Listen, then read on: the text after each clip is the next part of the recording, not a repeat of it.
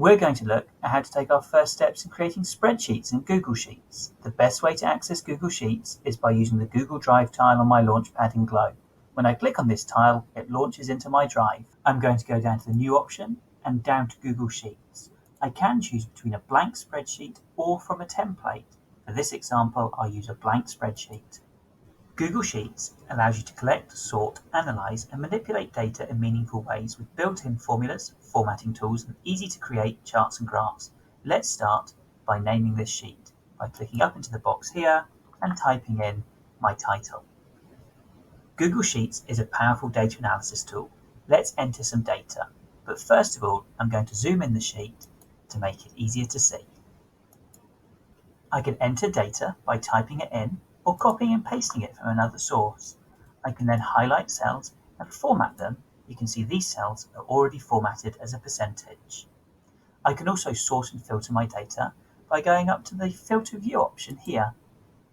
And you can see the filters have automatically been turned on. Going to the filter icon next to the column header name, I have the option to be able to sort my data. I also have the option to filter by condition. I can go down and select greater than 80%, and this will show me all the scores with a value higher than 80%. Going up to the Turn Off Filter button allows me to remove the filters. I can then click at the bottom of my dataset and go back up to this Sigma icon, which has a range of functions. I'm going to use the average function. I'm then going to highlight the cells that I wish to find the average of, press enter, and the average will be displayed. I can also create charts and graphs.